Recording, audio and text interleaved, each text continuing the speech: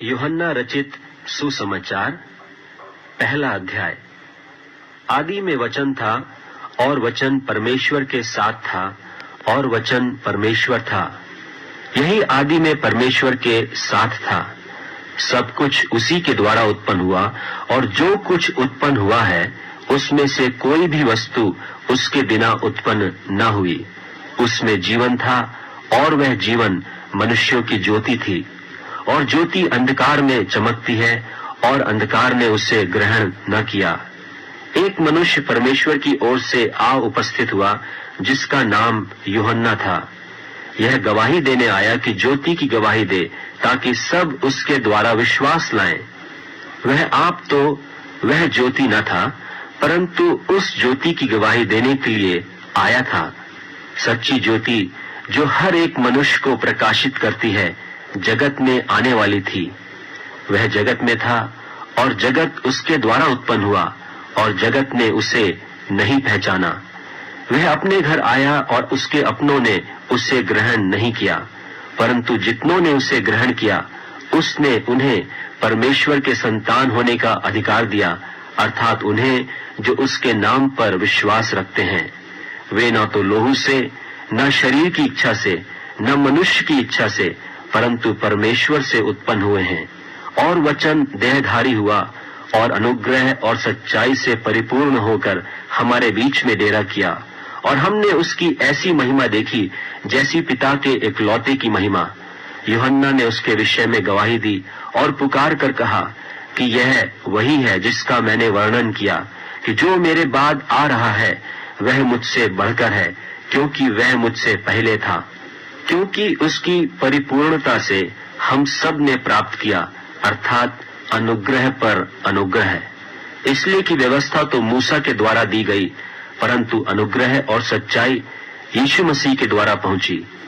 परमेश्वर को किसी ने कभी नहीं देखा। इकलौता पुत्र जो पिता की गोद में है, उसी ने उसे प्रकट किया। यूहन्ना की गवाही यह है कि जब यहूदियों ने यरूशलेम से याजकों और लेवियों को उससे यह पूछने के लिए भेजा कि तू कौन है, तो उसने यह मान लिया और इनकार नहीं किया, परंतु मान लिया कि मैं मसीह नहीं हूं। तब उन्होंने उससे पूछा, तो फिर कौन है? क्या तू एलिया है? उसने कहा, मैं नहीं हूं। तो क्या तू वह भविष्यद्वक्ता है? उसने उत्तर दिया कि नहीं। तब उन्होंने उससे पूछा, फिर तू है कौन, ताकि हम अपने भेजने वालों को उत्तर दें। तू अपने विषय में क्या कहता है? उसने कहा, मैं जैसा यशाया भविष्यद्वक्ता ने कहा है, जंगल में एक पुकारने वाले का शब्द हूं कि तुम प्रभु का मार्ग सीधा करो। ये फरीसियों की ओर से भेजे गए थे। उन्होंने उससे यह प्रश्न पूछा कि यदि तू न मसीह है और न एलिया और न वह भविष्यद्वक्ता है, तो फिर बपतिस्मा क्यों देता है? यूहन्ना ने उनको उत्तर दिया कि मैं तो जल से बपतिस्मा देता हूं, परंतु तुम्हारे बीच में एक व्यक्ति खड़ा है जिसे तुम नहीं जानते, अर्थात मेरे बाद आने वाला है, जिसकी जूती का बंध मैं खोलने के योग्य नहीं। ये बातें यरदन के पार बैतनिय्याह में हुई, जहां यूहन्ना बपतिस्मा देता था। दूसरे दिन उसने यीशु को अपनी ओर आते देखकर कहा, देखो, यह परमेश्वर का मेमना है जो जगत का पाप उठा ले जाता है। यह वही है जिसके विषय में मैंने कहा था कि एक पुरुष मेरे पीछे आता है जो मुझसे श्रेष्ठ है, क्योंकि वह मुझसे पहले था और मैं तो उसे पहचानता न था, परंतु इसलिए मैं जल से बपतिस्मा देता हुआ आया कि वह इस्राएल पर प्रकट हो जाए। और यूहन्ना ने यह गवाही दी कि मैंने आत्मा को कबूतर की नाई आकाश से उतरते देखा है और वह उस पर ठहर गया। और मैं तो उसे पहचानता नहीं था, परंतु जिसने मुझे जल से बपतिस्मा देने को भेजा उसी ने मुझसे कहा कि जिस पर तू आत्मा को उतरते और ठहरते देखे, वही पवित्र आत्मा से बपतिस्मा देने वाला है। और मैंने देखा और गवाही दी है कि यही परमेश्वर का पुत्र है। दूसरे दिन फिर यूहन्ना और उसके चेलों में से 2 जन खड़े हुए थे, और उसने यीशु पर जो जा रहा था दृष्टि करके कहा, देखो, यह परमेश्वर का मेमना है। तब वे दोनों चेले उसकी यह सुनकर यीशु के पीछे हो लिए। यीशु ने फिरकर और उनको पीछे आते देखकर उनसे कहा, तुम किसकी खोज में हो? उन्होंने उससे कहा, हे रब्बी अर्थात हे गुरु, तू कहाँ रहता है? उसने उनसे कहा, चलो तो देख लोगे। तब उन्होंने आकर उसके रहने का स्थान देखा और उस दिन उसी के साथ रहे, और यह 10वें घंटे के लगभग था। उन दोनों में से जो यूहन्ना की बात सुनकर यीशु के पीछे हो लिए थे, एक तो शमौन पतरस का भाई अंद्रियास था। उसने पहले अपने सगे भाई शमौन से मिलकर उससे कहा कि हमको ख्रिस्तस अर्थात मसीह मिल गया। वह उसे यीशु के पास लाया। यीशु ने उस पर दृष्टि करके कहा कि तू यूहन्ना का पुत्र शमौन है, तू कैफा अर्थात पतरस कहलाएगा। दूसरे दिन यीशु ने गलील को जाना चाहा और फिलिप्पुस से मिलकर कहा, मेरे पीछे हो ले। फिलिप्पुस तो अंद्रियास और पतरस के नगर बैतसैदा का निवासी था। फिलिप्पुस ने नतनीएल से मिलकर उससे कहा कि जिसका वर्णन मूसा ने व्यवस्था में और भविष्यद्वक्ताओं ने किया है, वह हमको मिल गया। वह यूसुफ का पुत्र यीशु नासरी है। नतनीएल ने उससे कहा, क्या कोई अच्छी वस्तु भी नासरत से निकल सकती है? फिलिप्पुस ने उससे कहा, चलकर देख ले। यीशु ने नतनीएल को अपनी ओर आते देखकर उसके विषय में कहा, देखो, यह सचमुच इस्राएली है, इसमें कपट नहीं। नतनीएल ने उससे कहा, तू मुझे कहां से जानता है? यीशु ने उसको उत्तर दिया, इससे पहले कि फिलिप्पुस ने तुझे बुलाया, जब तू अंजीर के पेड़ के तले था, तब मैंने तुझे देखा था। नतनीएल ने उसको उत्तर दिया कि हे रब्बी, तू परमेश्वर का पुत्र है, तू इस्राएल का महाराजा है। यीशु ने उसको उत्तर दिया, मैंने जो तुझसे कहा कि मैंने तुझे अंजीर के पेड़ के तले देखा, क्या तू इसीलिए विश्वास करता है? तू इससे बड़े बड़े काम देखेगा। फिर उसने कहा, मैं तुमसे सच सच कहता हूं कि तुम स्वर्ग को खुला हुआ और परमेश्वर के स्वर्गदूतों को ऊपर जाते और मनुष्य के पुत्र के ऊपर उतरते देखोगे। यूहन्ना रचित सुसमाचार 2 अध्याय। फिर तीसरे दिन गलील के काना में किसी का ब्याह था और यीशु की माता भी वहीं थी, और यीशु और उसके चेले भी उस ब्याह में नेवते गए थे। जब दाखरस घट गया तो यीशु की माता ने उससे कहा कि उनके पास दाखरस नहीं रहा। यीशु ने उससे कहा, हे महिला, मुझे तुझसे क्या काम? अभी मेरा समय नहीं आया। उसकी माता ने सेवकों से कहा, जो कुछ वह तुमसे कहे वही करना। वहां यहूदियों के शुद्ध करने की रीति के अनुसार पत्थर के 6 मटके धरे थे, जिनमें 2-2, 3-3 मन समाता था। यीशु ने उनसे कहा, मटकों में पानी भर दो। सो उन्होंने उन्हें मुहामुह भर दिया। तब उसने उनसे कहा, अब निकालकर भोज के प्रधान के पास ले जाओ। वे ले गए। जब भोज के प्रधान ने वह पानी चखा जो दाखरस बन गया था और नहीं जानता था कि वह कहां से आया है, परंतु जिन सेवकों ने पानी निकाला था वे जानते थे, तो भोज के प्रधान ने दूल्हे को बुलाकर उससे कहा, हर एक मनुष्य पहले अच्छा दाखरस देता है और जब लोग पीकर छक जाते हैं तब मध्यम देता है, परंतु तूने अच्छा दाखरस अब तक रख छोड़ा है। यीशु ने गलील के काना में अपना यह पहला चिन्ह दिखाकर अपनी महिमा प्रकट की और उसके चेलों ने उस पर विश्वास किया। इसके बाद वह और उसकी माता और उसके भाई और उसके चेले कफरनहूम पो गए और वहां कुछ दिन रहे। यहूदियों का फसह का पर्व निकट था और यीशु यरूशलेम को गया और उसने मंदिर में बैल और भेड़ और कबूतर के बेचने वालों और सर्राफों को बैठे हुए पाया और रस्सियों का कोड़ा बनाकर सब भेड़ों और बैलों को मंदिर से निकाल दिया और सर्राफों के पैसे बिथरा दिए और पीढ़ों को उलट दिया और कबूतर बेचने वालों से कहा, इन्हें यहाँ से ले जाओ, मेरे पिता के भवन को व्यापार का घर मत बनाओ। तब उसके चेलों को स्मरण आया कि लिखा है, तेरे घर की धुन मुझे खा जाएगी। इस पर यहूदियों ने उससे कहा, तू जो यह करता है तो हमें कौन सा चिन्ह दिखाता है? यीशु ने उनको उत्तर दिया कि इस मंदिर को ढा दो और मैं उसे 3 दिन में खड़ा कर दूंगा। यहूदियों ने कहा, इस मंदिर के बनाने में 46 वर्ष लगे हैं, और क्या तू उसे 3 दिन में खड़ा कर देगा? परंतु उसने अपनी देह के मंदिर के विषय में कहा था। सो जब वह मुर्दों में से जी उठा तो उसके चेलों को स्मरण आया कि उसने यह कहा था, और उन्होंने पवित्र शास्त्र और उस वचन की जो यीशु ने कहा था प्रतीति की। जब वह यरूशलेम में फसह के समय पर्व में था तो बहुतों ने उन चिन्हों को जो वह दिखाता था देखकर उसके नाम पर विश्वास किया, परंतु यीशु ने अपने आप को उनके भरोसे पर नहीं छोड़ा, क्योंकि वह सबको जानता था और उसे प्रयोजन न था कि मनुष्य के विषय में कोई गवाही दे, क्योंकि वह आप ही जानता था कि मनुष्य के मन में क्या है। यूहन्ना रचित सुसमाचार 3 अध्याय। फरीसियों में से निकोदेमुस नाम एक मनुष्य था जो यहूदियों का सरदार था। उसने रात को यीशु के पास आकर उससे कहा, हे रब्बी, हम जानते हैं कि तू परमेश्वर की ओर से गुरु होकर आया है, क्योंकि कोई इन चिन्हों को जो तू दिखाता है यदि परमेश्वर उसके साथ न हो तो नहीं दिखा सकता। यीशु ने उसको उत्तर दिया कि मैं तुझसे सच सच कहता हूँ, यदि कोई नए सिरे से न जन्मे तो परमेश्वर का राज्य देख नहीं सकता। निकोदेमुस ने उससे कहा, मनुष्य जब बूढ़ा हो गया तो क्यों कर जन्म ले सकता है? क्या वह अपनी माता के गर्भ में दूसरी बार प्रवेश करके जन्म ले सकता है? यीशु ने उत्तर दिया कि मैं तुझसे सच सच कहता हूँ, जब तक कोई मनुष्य जल और आत्मा से न जन्मे तो वह परमेश्वर के राज्य में प्रवेश नहीं कर सकता। क्योंकि जो शरीर से जन्मा है वह शरीर है, और जो आत्मा से जन्मा है वह आत्मा है।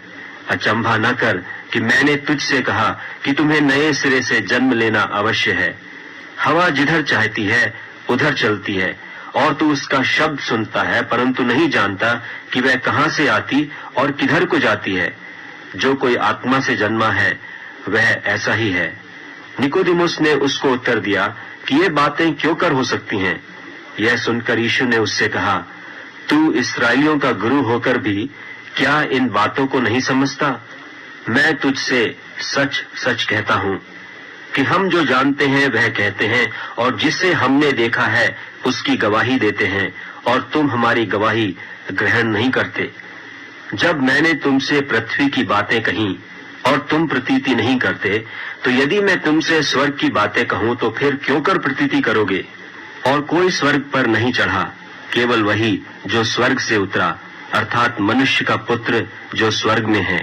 और जिस रीति से मूसा ने जंगल में सांप को ऊंचे पर चढ़ाया, उसी रीति से अवश्य है कि मनुष्य का पुत्र भी ऊंचे पर चढ़ाया जाए, ताकि जो कोई विश्वास करे उसमें अनंत जीवन पाए। क्योंकि परमेश्वर ने जगत से ऐसा प्रेम रखा कि उसने अपना इकलौता पुत्र दे दिया, ताकि जो कोई उस पर विश्वास करे वह नाश न हो परंतु अनंत जीवन पाए।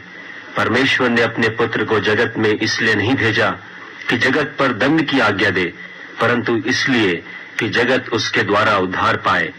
जो उस पर विश्वास करता है उस पर दंड की आज्ञा नहीं होती, परंतु जो उस पर विश्वास नहीं करता वह दोषी ठहर चुका, इसलिए कि उसने परमेश्वर के इकलौते पुत्र के नाम पर विश्वास नहीं किया। और दंड की आज्ञा का कारण यह है कि ज्योति जगत में आई है, और मनुष्यों ने अंधकार को ज्योति से अधिक प्रिय जाना, क्योंकि उनके काम बुरे थे।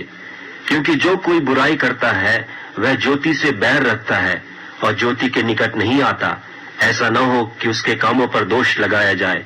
परंतु जो सच्चाई पर चलता है वह ज्योति के निकट आता है, ताकि उसके काम प्रकट हो कि वह परमेश्वर की ओर से किए गए हैं। इसके बाद यीशु और उसके चेले यहूदिया देश में आए, और वह वहां उनके साथ रहकर बपतिस्मा देने लगा। और यूहन्ना भी शालेम के निकट एनोन में बपतिस्मा देता था, क्योंकि वहां बहुत जल था और लोग आकर बपतिस्मा लेते थे। क्योंकि यूहन्ना उस समय तक जेल खाने में नहीं डाला गया था। वहां यूहन्ना के चेलों का किसी यहूदी के साथ शुद्धि के विषय में वाद विवाद हुआ, और उन्होंने यूहन्ना के पास आकर उससे कहा, हे रब्बी, जो व्यक्ति यरदन के पार तेरे साथ था और जिसकी तूने गवाही दी है, देख वह बपतिस्मा देता है और सब उसके पास आते हैं। यूहन्ना ने उत्तर दिया, जब तक मनुष्य को स्वर्ग से न दिया जाए तब तक वह कुछ नहीं पा सकता। तुम तो आप ही मेरे गवाह हो कि मैंने कहा मैं मसीह नहीं परंतु उसके आगे भेजा गया हूं। जिसकी दुल्हन है वही दूल्हा है, परंतु दूल्हे का मित्र जो खड़ा हुआ उसकी सुनता है, दूल्हे के शब्द से बहुत हर्षित होता है। अब मेरा यह हर्ष पूरा हुआ है। अवश्य है कि वह बढ़े और मैं घटूं। जो ऊपर से आता है वह सर्वोत्तम है, जो पृथ्वी से आता है वह पृथ्वी का है और पृथ्वी की ही बातें कहता है। जो स्वर्ग से आता है वह सबके ऊपर है। जो कुछ उसने देखा और सुना है उसी की गवाही देता है और कोई उसकी गवाही ग्रहण नहीं करता। जिसने उसकी गवाही ग्रहण कर ली उसने इस बात पर छाप दे दी कि परमेश्वर सच्चा है, क्योंकि जिसे परमेश्वर ने भेजा है वह परमेश्वर की बातें कहता है, क्योंकि वह आत्मा नाप नाप कर नहीं देता। पिता पुत्र से प्रेम रखता है और उसने सब वस्तुएं उसके हाथ में दे दी हैं। जो पुत्र पर विश्वास करता है अनंत जीवन उसका है, परंतु जो पुत्र को नहीं मानता वह जीवन को नहीं देखेगा, परंतु परमेश्वर का क्रोध उस पर रहता है। यूहन्ना रचित सुसमाचार 4 अध्याय। फिर जब प्रभु को मालूम हुआ कि फरीसियों ने सुना है कि यीशु यूहन्ना से अधिक चेले बनाता और उन्हें बपतिस्मा देता है, यद्यपि यीशु आप नहीं वरन उसके चेले बपतिस्मा देते थे, तब वह यहूदिया को छोड़कर फिर गलील को चला गया और उसको सामरिया से होकर जाना अवश्य था। सो वह सुखार नाम सामरिया के एक नगर तक आया जो उस भूमि के पास है जिसे याकूब ने अपने पुत्र यूसुफ को दिया था, और याकूब का कुआं भी वहीं था। सो यीशु मार्ग का थका हुआ उस कुएं पर यूं ही बैठ गया, और यह बात 6 घंटे के लगभग हुई। इतने में एक सामरी स्त्री जल भरने को आई। यीशु ने उससे कहा, मुझे पानी पिला, क्योंकि उसके चेले तो नगर में भोजन मोल लेने को गए थे। उस सामरी स्त्री ने उससे कहा, तू यहूदी होकर मुझ सामरी स्त्री से पानी क्यों मांगता है? क्योंकि यहूदी सामरियों के साथ किसी प्रकार का व्यवहार नहीं रखते। यीशु ने उत्तर दिया, यदि तू परमेश्वर के वरदान को जानती और यह भी जानती कि वह कौन है जो तुझसे कहता है मुझे पानी पिला, तो तू उससे मांगती और वह तुझे जीवन का जल देता। स्त्री ने उससे कहा, हे प्रभु, तेरे पास जल भरने को तो कुछ है भी नहीं और कुआं गहरा है, तो फिर वह जीवन का जल तेरे पास कहां से आया? क्या तू हमारे पिता याकूब से बड़ा है जिसने हमें यह कुआं दिया, और आप ही अपने संतान और अपने ढोरों समेत उसमें से पिया? यीशु ने उसको उत्तर दिया कि जो कोई यह जल पिएगा वह फिर प्यासा होगा, परंतु जो कोई उस जल में से पिएगा जो मैं उसे दूंगा वह फिर अनंत काल तक प्यासा न होगा, वरन जो जल मैं उसे दूंगा वह उसमें एक सोता बन जाएगा जो अनंत जीवन के लिए उमड़ता रहेगा। स्त्री ने उससे कहा, हे प्रभु, वह जल मुझे दे ताकि मैं प्यासी न हूं और न जल भरने को इतनी दूर आऊं। यीशु ने उससे कहा, जा अपने पति को यहाँ बुला ला। स्त्री ने उत्तर दिया कि मैं बिना पति की हूँ। यीशु ने उससे कहा, तू ठीक कहती है कि मैं बिना पति की हूँ, क्योंकि तू 5 पति कर चुकी है और जिसके पास तू अब है वह भी तेरा पति नहीं। यह तूने सच कहा है। स्त्री ने उससे कहा, हे प्रभु, मुझे ज्ञात होता है कि तू भविष्यद्वक्ता है। हमारे बाप दादों ने इसी पहाड़ पर भजन किया और तुम कहते हो कि वह जगह जहां भजन करना चाहिए यरूशलेम में है। यीशु ने उससे कहा, हे नारी, मेरी बात की प्रतीति कर कि वह समय आता है कि तुम न तो इस पहाड़ पर पिता का भजन करोगे न यरूशलेम में। तुम जिसे नहीं जानते उसका भजन करते हो और हम जिसे जानते हैं उसका भजन करते हैं, क्योंकि उद्धार यहूदियों में से है। परंतु वह समय आता है, वरन अब भी है, जिसमें सच्चे भक्त पिता का भजन आत्मा और सच्चाई से करेंगे, क्योंकि पिता अपने लिए ऐसे ही भजन करने वालों को ढूंढता है। परमेश्वर आत्मा है और अवश्य है कि उसके भजन करने वाले आत्मा और सच्चाई से भजन करें। स्त्री ने उससे कहा, मैं जानती हूँ कि मसीह जो क्रिस्तुस कहलाता है आने वाला है। जब वह आएगा तो हमें सब बातें बता देगा। यीशु ने उससे कहा, मैं जो तुझसे बोल रहा हूँ वही हूँ। इतने में उसके चेले आ गए और अचंभा करने लगे कि वह स्त्री से बातें कर रहा है। तो भी किसी ने न कहा कि तू क्या चाहता है या किस लिए उससे बातें करता है। तब स्त्री अपना घड़ा छोड़कर नगर में चली गई और लोगों से कहने लगी, आओ एक मनुष्य को देखो जिसने सब कुछ जो मैंने किया मुझे बता दिया। कहीं यही तो मसीह नहीं है? सुबह नगर से निकलकर उसके पास आने लगे। इतने में उसके चेले यीशु से यह विनती करने लगे कि हे रब्बी, कुछ खा ले। परंतु उसने उनसे कहा, मेरे पास खाने के लिए ऐसा भोजन है जिसे तुम नहीं जानते। तब चेलों ने आपस में कहा, क्या कोई उसके लिए कुछ खाने को लाया है? यीशु ने उनसे कहा, मेरा भोजन यह है कि अपने भेजने वाले की इच्छा के अनुसार चलूं और उसका काम पूरा करूं। क्या तुम नहीं कहते कि कटनी होने में अब भी 4 महीने पड़े हैं? देखो, मैं तुमसे कहता हूं, अपनी आंखें उठाकर खेतों पर दृष्टि डालो कि वे कटनी के लिए पक चुके हैं, और काटने वाला मजदूरी पाता और अनंत जीवन के लिए फल बटोरता है, ताकि बोने वाला और काटने वाला दोनों मिलकर आनंद करें। क्योंकि इस पर यह कहावत ठीक बैठती है कि बोने वाला और है और काटने वाला और। मैंने तुम्हें वह खेत काटने के लिए भेजा जिसमें तुमने परिश्रम नहीं किया, औरों ने परिश्रम किया और तुम उनके परिश्रम के फल में भागी हुए। और उस नगर के बहुत सामरियों ने उस स्त्री के कहने से, जिसने यह गवाही दी थी कि उसने सब कुछ जो मैंने किया है मुझे बता दिया, विश्वास किया। तब जब ये सामरी उसके पास आए तो उससे विनती करने लगे कि हमारे यहाँ रहे। सो वह वहां 2 दिन तक रहा, और उसके वचन के कारण और भी बहुतेरों ने विश्वास किया। और उस स्त्री से कहा, अब हम तेरे कहने ही से विश्वास नहीं करते, क्योंकि हमने आप ही सुन लिया और जानते हैं कि यही सचमुच में जगत का उद्धार करता है। फिर उन 2 दिनों के बाद वह वहां से कूच करके गलील को गया, क्योंकि यीशु ने आप ही साक्षी दी कि भविष्यद्वक्ता अपने देश में आदर नहीं पाता। जब वह गलील में आया तो गलीली आनंद के साथ उससे मिले, क्योंकि जितने काम उसने यरूशलेम में पर्व के समय किए थे उन्होंने उन सब को देखा था, क्योंकि वे भी पर्व में गए थे। तब वह फिर गलील के काना में आया, जहां उसने पानी को दाख रस बनाया था।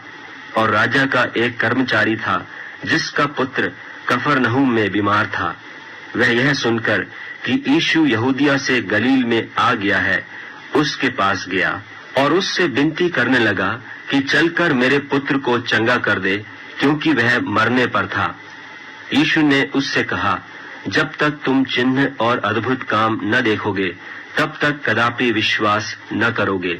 राजा के कर्मचारी ने उससे कहा, हे प्रभु, मेरे बालक की मृत्यु होने से पहले चल। यीशु ने उससे कहा, जा, तेरा पुत्र जीवित है। उस मनुष्य ने यीशु की कही हुई बात की प्रतीति की और चला गया। वह मार्ग में जा रहा था कि उसके दास उससे आ मिले और कहने लगे कि तेरा लड़का जीवित है। उसने उनसे पूछा कि किस घड़ी वह अच्छा होने लगा। उन्होंने उससे कहा, कल 7वें घंटे में उसका ज्वर उतर गया। तब पिता जान गया कि यह उसी घड़ी हुआ जिस घड़ी यीशु ने उससे कहा, तेरा पुत्र जीवित है, और उसने और उसके सारे घराने ने विश्वास किया। यह दूसरा आश्चर्य कर्म था जो यीशु ने यहूदिया से गलील में आकर दिखाया।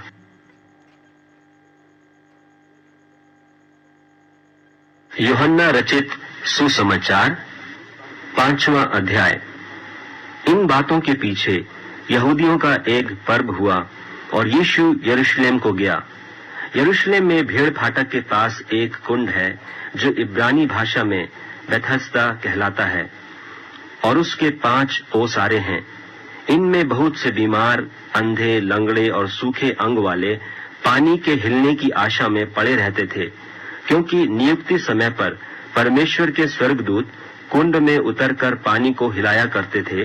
पानी हिलते ही जो कोई पहले उतरता वह चंगा हो जाता था, चाहे उसकी कोई बीमारी क्यों न हो। वहां एक मनुष्य था जो 38 वर्ष से बीमारी में पड़ा था। यीशु ने उसे पड़ा हुआ देखकर और जानकर कि वह बहुत दिनों से इस दशा में पड़ा है, उससे पूछा, क्या तू चंगा होना चाहता है? उस बीमार ने उसको उत्तर दिया कि हे प्रभु, मेरे पास कोई मनुष्य नहीं कि जब पानी हिलाया जाए तो मुझे कुंड में उतारे, परंतु मेरे पहुंचते पहुंचते दूसरा मुझसे पहले उतर पड़ता है। यीशु ने उससे कहा, उठ, अपनी खाट उठाकर चल फिर। वह मनुष्य तुरंत चंगा हो गया और अपनी खाट उठाकर चलने फिरने लगा। वह सब्त का दिन था, इसलिए यहूदी उससे जो चंगा हुआ था कहने लगे कि आज तो सब्त का दिन है, तुझे खाट उठानी उचित नहीं। उसने उन्हें उत्तर दिया कि जिसने मुझे चंगा किया उसी ने मुझसे कहा, अपनी खाट उठाकर चल फिर। उन्होंने उससे पूछा, वह कौन मनुष्य है जिसने तुझसे कहा, खाट उठाकर चल फिर? परंतु जो चंगा हो गया था वह नहीं जानता था कि वह कौन है, क्योंकि उस जगह में भीड़ होने के कारण यीशु वहां से हट गया था।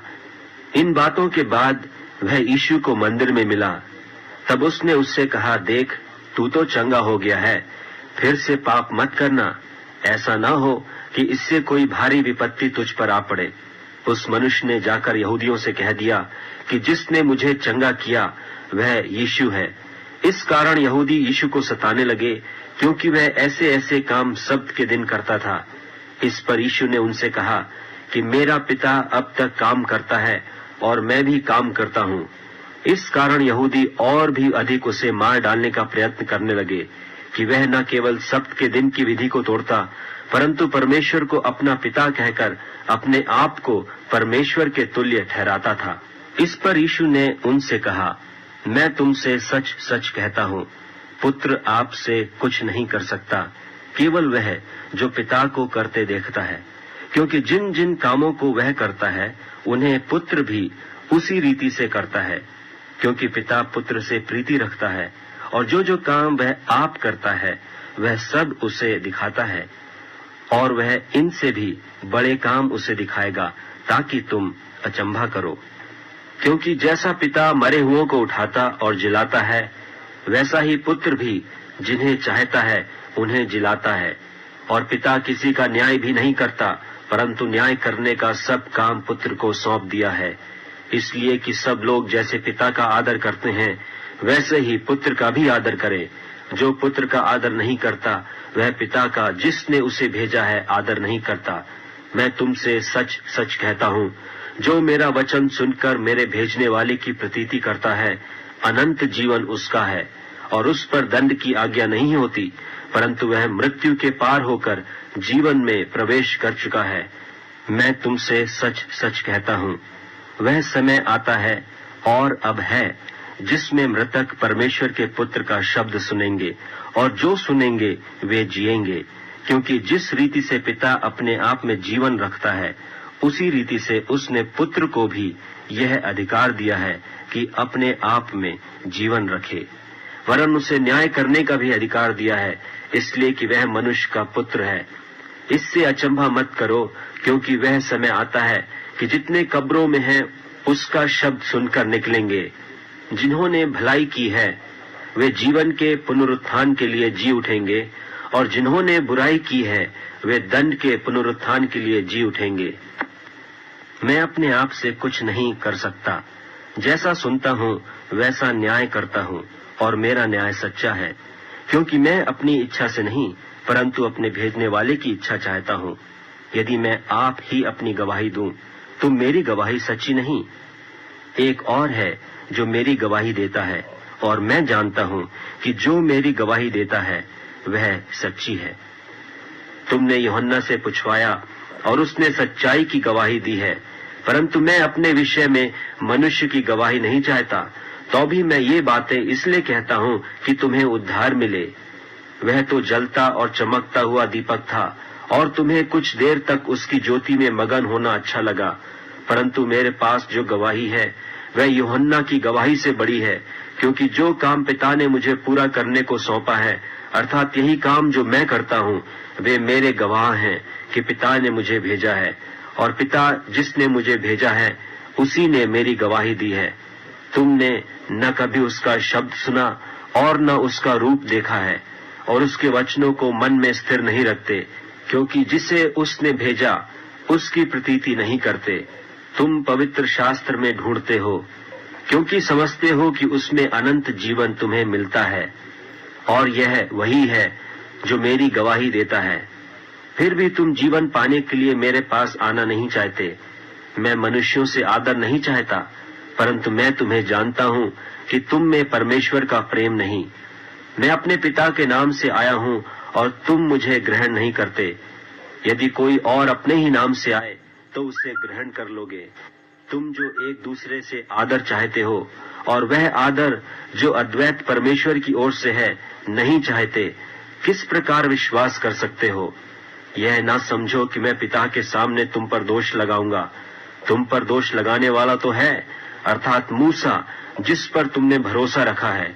क्योंकि यदि तुम मूसा की प्रतीति करते तो मेरी भी प्रतीति करते, इसलिए कि उसने मेरे विषय में लिखा है। परंतु यदि तुम उसकी लिखी हुई बातों की प्रतीति नहीं करते तो मेरी बातों की क्यों कर प्रतीति करोगे? यूहन्ना रचित सुसमाचार 6वां अध्याय। इन बातों के बाद यीशु गलील की झील अर्थात तिबिरियास की झील के पास गया, और एक बड़ी भीड़ उसके पीछे हो ली, क्योंकि जो आश्चर्य कर्म वह बीमारों पर दिखाता था वे उनको देखते थे। तब यीशु पहाड़ पर चढ़कर अपने चेलों के साथ वहां बैठा, और यहूदियों के फसह का पर्व निकट था। तब यीशु ने अपनी आंखें उठाकर एक बड़ी भीड़ को अपने पास आते देखा, और फिलिप्पुस से कहा कि हम इनके भोजन के लिए कहां से रोटी मोल ले आए। परंतु उसने यह बात उसे परखने के लिए कही, क्योंकि वह आप जानता था कि मैं क्या करूंगा। फिलिप्पुस ने उसको उत्तर दिया कि 200 दिनार की रोटी उनके लिए पूरी भी न होगी, कि उनमें से हर एक को थोड़ी थोड़ी मिल जाए। उसके चेलों में से शमौन पतरस के भाई अंद्रियास ने उससे कहा, यहाँ एक लड़का है जिसके पास जव की 5 रोटी और 2 मछलियां हैं, परंतु इतने लोगों के लिए वे क्या हैं? यीशु ने कहा कि लोगों को बैठा दो। उस जगह बहुत घास थी। तब वे लोग जो गिनती में लगभग 5000 के थे बैठ गए। तब यीशु ने रोटियां ली और धन्यवाद करके बैठने वालों को बांट दी, और वैसे ही मछलियों में से जितने वे चाहते थे बांट दिया। जब वे खाकर तृप्त हो गए तो उसने अपने चेलों से कहा कि बचे हुए टुकड़े बटोर लो, कि कुछ फेंका न जाए। सो उन्होंने बटोरा, और जव की 5 रोटियों के टुकड़े जो खाने वालों से बच रहे थे उनकी 12 टोकरियां भरी। तब जो आश्चर्य कर्म उसने कर दिखाया उसे वे लोग देखकर कहने लगे कि वह भविष्यद्वक्ता जो जगत में आने वाला था निश्चय यही है। यीशु यह जानकर कि वे मुझे राजा बनाने के लिए आकर पकड़ना चाहते हैं, फिर पहाड़ पर अकेला चला गया। फिर जब संध्या हुई तो उसके चेले झील के किनारे आए और नाव पर चढ़कर झील के पार कफरनहूम को जाने लगे। उस समय अंधेरा हो गया था और यीशु अभी तक उनके पास नहीं आया था, और आंधी के कारण झील में लहरें उठने लगी। सो जब वे खेते खेते 3-4 मील के लगभग निकल गए तो उन्होंने यीशु को झील पर चलते और नाव के निकट आते देखा और डर गए। परंतु उसने उनसे कहा कि मैं हूं, डरो मत। सो वे उसे नाव पर चढ़ा लेने के लिए तैयार हुए, और तुरंत वह नाव उस स्थान पर जा पहुंची जहां वह जाते थे। दूसरे दिन उस भीड़ ने जो झील के पार खड़ी थी यह देखा कि यहाँ एक को छोड़कर और कोई छोटी नाव न थी, और यीशु अपने चेलों के साथ उस नाव पर न चढ़ा, परंतु केवल उसके चेले चले गए थे। तो भी और छोटी नावें तिबिरियास से उस जगह के निकट आईं जहां उन्होंने प्रभु के धन्यवाद करने के बाद रोटी खाई थी। सो जब भीड़ ने देखा कि यहाँ न यीशु है और न उसके चेले, तो वे भी छोटी छोटी नावों पर चढ़ के यीशु को ढूंढते हुए कफरनहूम को पहुंचे, और झील के पार उससे मिलकर कहा, हे रब्बी, तू यहाँ कब आया? यीशु ने उन्हें उत्तर दिया कि मैं तुमसे सच सच कहता हूँ, तुम मुझे इसलिए नहीं ढूंढते हो कि तुमने अचंभित काम देखे, परंतु इसलिए कि तुम रोटियां खाकर तृप्त हुए। नाशमान भोजन के लिए परिश्रम न करो, परंतु उस भोजन के लिए जो अनंत जीवन तक ठहरता है, जिसे मनुष्य का पुत्र तुम्हें देगा, क्योंकि पिता अर्थात परमेश्वर ने उसी पर छाप कर दी है। उन्होंने उससे कहा, परमेश्वर के कार्य करने के लिए हम क्या करें? यीशु ने उन्हें उत्तर दिया, परमेश्वर का कार्य यह है कि तुम उस पर जिसे उसने भेजा है विश्वास करो। तब उन्होंने उससे कहा, फिर तू कौन सा चिन्ह दिखाता है कि हम उसे देखकर तेरी प्रतीति करें कि तू कौन सा काम दिखाता है? हमारे बाप दादों ने जंगल में मन्ना खाया, जैसा लिखा है कि उसने उन्हें खाने के लिए स्वर्ग से रोटी दी। यीशु ने उनसे कहा, मैं तुमसे सच सच कहता हूँ कि मूसा ने तुम्हें वह रोटी स्वर्ग से न दी, परंतु मेरा पिता तुम्हें सच्ची रोटी स्वर्ग से देता है, क्योंकि परमेश्वर की रोटी वही है जो स्वर्ग से उतरकर जगत को जीवन देती है। तब उन्होंने उससे कहा, हे प्रभु, यह रोटी हमें सर्वदा दिया कर। यीशु ने उनसे कहा, जीवन की रोटी मैं हूँ। जो मेरे पास आएगा वह कभी भूखा न होगा, और जो मुझ पर विश्वास करेगा वह कभी प्यासा न होगा। परंतु मैंने तुमसे कहा कि तुमने मुझे देख भी लिया है तो भी विश्वास नहीं करते। जो कुछ पिता मुझे देता है वह सब मेरे पास आएगा, और जो कोई मेरे पास आएगा उसे मैं कभी न निकालूंगा, क्योंकि मैं अपनी इच्छा नहीं वरन अपने भेजने वाले की इच्छा पूरी करने के लिए स्वर्ग से उतरा हूँ। और मेरे भेजने वाले की इच्छा यह है कि जो कुछ उसने मुझे दिया है उसमें से मैं कुछ न खोऊं, परंतु उसे अंतिम दिन फिर जिला उठाऊं।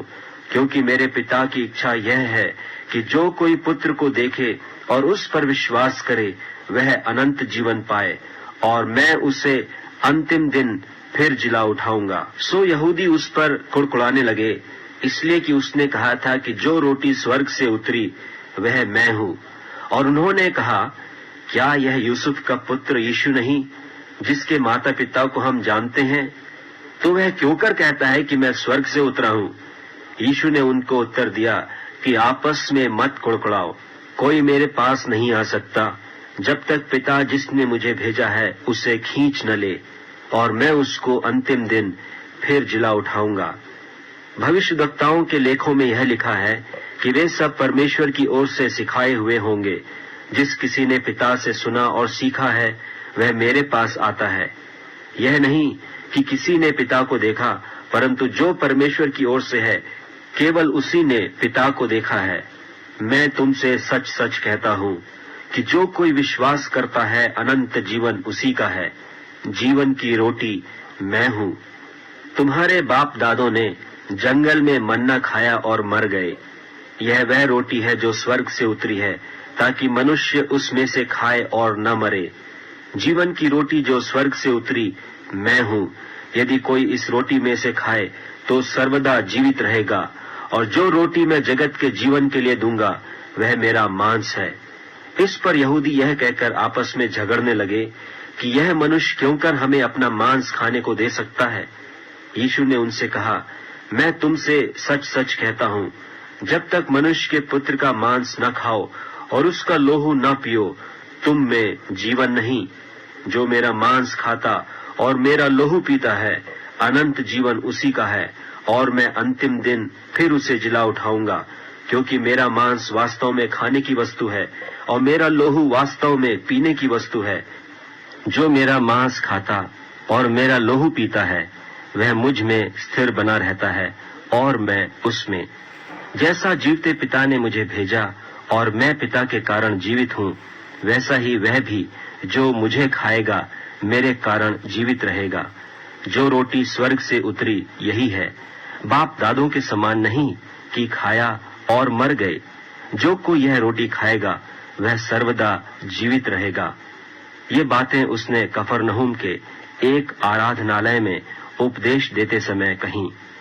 इसलिए उसके चेलों में से बहुतों ने यह सुनकर कि यह बात नागवार है, इसे कौन सुन सकता है, यीशु ने अपने मन में यह जानकर कि मेरे चेले आपस में इस बात पर कुड़कुड़ाते हैं, उनसे पूछा, क्या इस बात से तुम्हें ठोकर लगती है? और यदि तुम मनुष्य के पुत्र को जहां वह पहले था वहां ऊपर जाते देखोगे तो क्या होगा? आत्मा तो जीवनदायक है, शरीर से कुछ लाभ नहीं। जो बातें मैंने तुमसे कही हैं वे आत्मा हैं और जीवन भी हैं, परंतु तुम में से कितने ऐसे हैं जो विश्वास नहीं करते। क्योंकि यीशु तो पहले ही से जानता था कि जो विश्वास नहीं करते वे कौन हैं और कौन मुझे पकड़वाएगा। और उसने कहा, इसीलिए मैंने तुमसे कहा था कि जब तक किसी को पिता की ओर से यह वरदान न दिया जाए तब तक वह मेरे पास नहीं आ सकता। इस पर उसके चेलों में से बहुतेरे उल्टे फिर गए और उसके बाद उसके साथ न चले। तब यीशु ने उन 12 से कहा, क्या तुम भी चले जाना चाहते हो? शमौन पतरस ने उसको उत्तर दिया कि हे प्रभु, हम किसके पास जाएं? अनंत जीवन की बातें तो तेरे ही पास हैं, और हमने विश्वास किया और जान गए हैं कि परमेश्वर का पवित्र जन तू ही है। यीशु ने उन्हें उत्तर दिया, क्या मैंने तुम 12 को नहीं चुन लिया? तो भी तुम में से एक व्यक्ति शैतान है। यह उसने शमौन इस्करियोती के पुत्र यहूदा के विषय में कहा, क्योंकि यही जो उन 12 में से था उसे पकड़वाने को था।